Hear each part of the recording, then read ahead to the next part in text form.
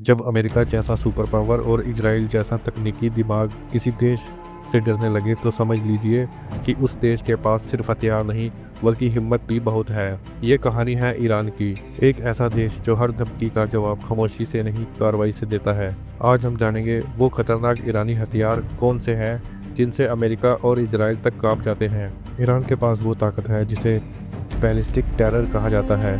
Shahab 3 missile जिसकी range 2000 kilometre है, सीधा इजराइल तक मार कर सकती है। सैजिल मिसाइल सॉलिड फ्यूल से चलती है, मतलब लॉन्च में सिर्फ कुछ सेकंड लगते हैं। फतेह 110 कम दूरी की मिसाइल लेकिन सटीकता ऐसी कि टारगेट छूटे नहीं। खोरैम शहर मिसाइल 1800 किलोमीटर की रेंज के साथ 1.5 टन का विस्फोटक ले जाने में सक्षम, और इन सभी मिसाइलों का नाम शहीदों के नाम पर रखा गया है।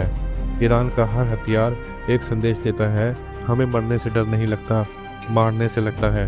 दुनिया में अब जंग मैदान में नहीं आसमान में लड़ी जा रही है, और ईरान का शहद 136 कम कीमत का महाविनाश है। इस ड्रोन की सबसे खास बात है इसकी चुपचाप उड़ान और विस्फोट के समय की तेजी। ये ड्रोन रूस ने यूक्रेन वॉर में बड़े पैमाने पर यूज़ किया और पूरी दुनिया समझ गई कि ईरान के ड्रोन सिर्फ खिलौने नहीं कातिल हैं। शाहिद 129 और मोहाजेर 6 जैसे ड्रोन दुश्मन की इंटेलिजेंस को भी बर्बाद करने में सक्षम है। ये हवा में आग बनकर उड़ते हैं और ज़मीन पर तबाही गिराते हैं। ईरान की ताकत सिर्फ ज़मीन या आसमान तक सीमित नहीं है, पर्शियन गल्फ की लहरों में भी इसकी दहाड़ सुनाई देती है। हजारों स्पीड बोट्स और लेजर गाइडेड टारपीडो और पानी के नीचे से अटैक करने वाले ड्रोन्स, ये सब ईरान की नेवी को बना देते हैं दुनिया की सबसे unpredictable force. Straight of Hormuz दुनिया का सबसे व्यस्त तेल रास्ता, वहां अगर ईरान ने ब्लॉक कर दिया तो पूरी दुनिया की अर्थव्यवस्था हिल जाएगी। IRGC यानी इस्लामिक रेवोल्यूशनरी गार्ड कोर, एक ऐसी सेना जो सिर्फ बॉर्डर पर नहीं दुश्मन के दिमाग के अंदर जंग लड़ती है। इसका कद इतना बड़ा है कि ये सिर्फ सेना नहीं, सरकार, इकोनॉमी और विदेश नीति तक को चलाता है। इराक में अमेरिकी बेस पर मिसाइल दागना हो या लेबनान में हिजबुल्लाह को हथियार देना हो, IRGC हर जगह है। और सबसे खतरनाक हिस्सा, ये सेना वैचारिक है, उन्हें मरने से डर नहीं लगता, लेकिन यकीन है कि शहादत उनका इनाम है। ईरान ने 2015 में न्यूक्लियर डील साइन की थी जिससे वो यूरेनियम एनरिचमेंट सीमित रखेगा, लेकिन ट्रंप सरकार ने उस डील को तोड़ दिया और तब से ईरान खुलकर अपने न्यूक्लियर प्लांट्स पर काम कर रहा है। ईरान के पास अब वेपन ग्रेड यूरेनियम का बहुत बड़ा हिस्सा है, मतलब अब बम बनाना उनके लिए टाइम का खेल है, तकनीक का नहीं। और यही डर अमेरिका और इजराइल के माथे पर पसीना ला देता है।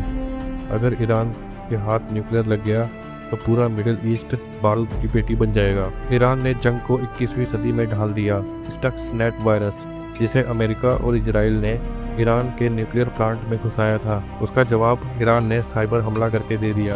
अमेरिका के बैंक, तेल कंपनियां और यहाँ तक कि इजरायली सैटेलाइट्स को ईरान ने साइबर हमलों से हिलाकर रख दिया।